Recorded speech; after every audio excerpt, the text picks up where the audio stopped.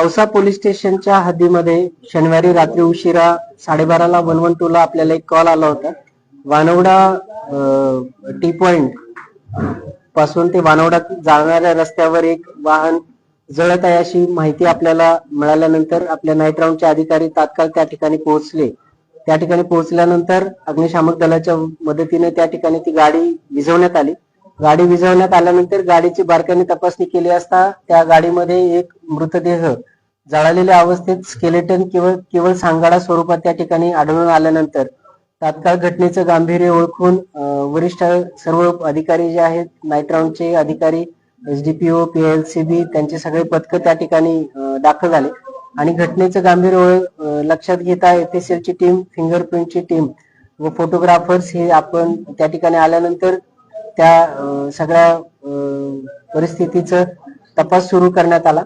त्यानंतर वाहनाचा जो नंबर होता त्या नंबरच्या आधारे वाहनाच्या मालकाचा शोध घेण्यात आला. त्या मालकाचा शोध घेतल्यानंतर असं लक्षात आलं की ते वाहन त्यांनी त्याच्या नातेवाईकाला वापरण्यासाठी दिलेलं होतं. मग ज्या नातेवाईकाला वापरण्यासाठी दिलं होतं त्याचा शोध घेण्यात आला असता असं निष्पन्न झालं की तो जो नातेवाईक आहे गणेश चव्हाण नावाचा व्यक्ती, तर तो घरातून 10 वाजता गेला आहे आणि तो आता परत घरी आलेला नाही आणि त्याचे मोबाईल बंद आहे. त्यामुळं प्रथमतः अशी धारणा झाली की जो काही मयत इसम आहे गाडीमध्ये ज्याचा मृतदेह मिळालेला आहे तो गणेश चव्हाणचाच असावा असं प्राथमिकदृष्ट्या त्या ठिकाणी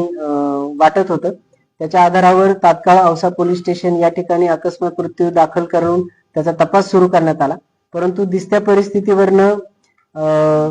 पोलिसांना संशय आल्यानंतर जो मयत असावा गणेश चव्हाण या संशयाच्या आधारावर गणेश चव्हाण आणि गणेश चव्हाणची इतर सगळी माहिती काढत असता एका महिलेबरोबर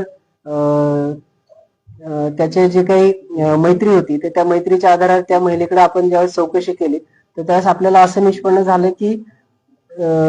ही घटना घडून गेल्यानंतरही त्या महिलेबरोबर त्या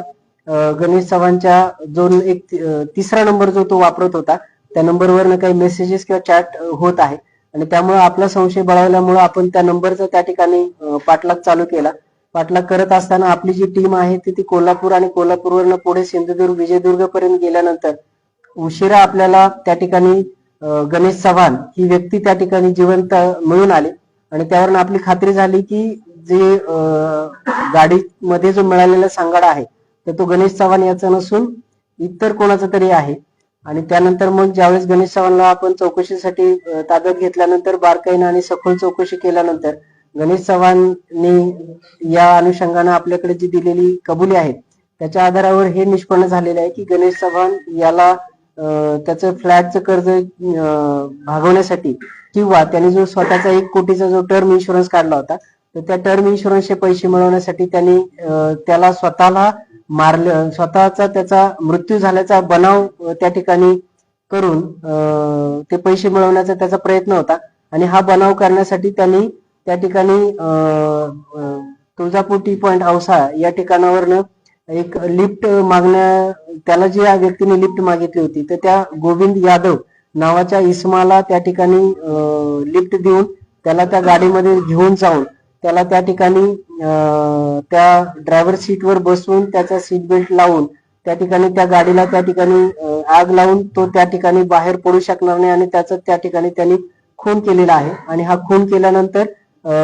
तो गणेश चव्हाणच आहे हे वाटावं म्हणून त्यांनी त्याच्या हातातलं कडं सुद्धा त्या जो काही मयत इसम आहे तर त्याच्या सीटवरच त्या ठिकाणी ठेवलं होतं जेणेकरून पोलिसांची दिशाभूल व्हावी आणि पोलिसांना गणेश चव्हाणचाच मृत्यू झालेला आहे. इव्हन त्याच्या कुटुंबियांना सुद्धा हेच वाटावं की गणेश चव्हाणचाच मृत्यू झालेला आहे अशा पद्धतीचा बनाव करण्याचा त्यांनी प्रयत्न केला होता. परंतु पोलिसांच्या तपासामध्ये त्याचा हे जे काही बनाव होता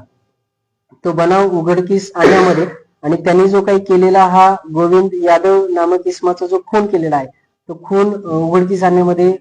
औसा पोलिसांना आणि स्थानिक गुन्हे शाखेच्या पथकाला त्या ठिकाणी यश मिळालेलं आहे. त्या अनुषंगानं ईडीचे तपासाचे जे तपास अधिकारी होते त्यांनी स्वतः त्याच्यामध्ये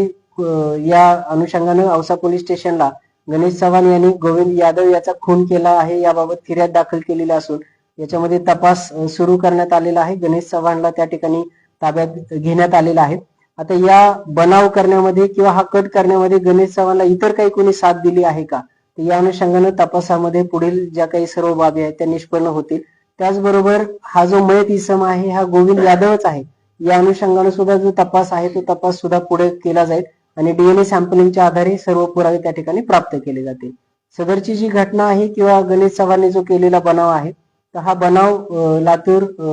पोलिसांनी 24 तासाच्या आत त्यामध्ये उघडकीस आणलेला आहे आणि एक गंभीर स्वरूपाचा असा जो गुन्हा आहे तर तो गुन्हा त्या ठिकाणी उघडकीस आणून आरोपीला ताब्यात घेण्यामध्ये सुद्धा पोलिसांना त्या ठिकाणी यश आलेलं आहे.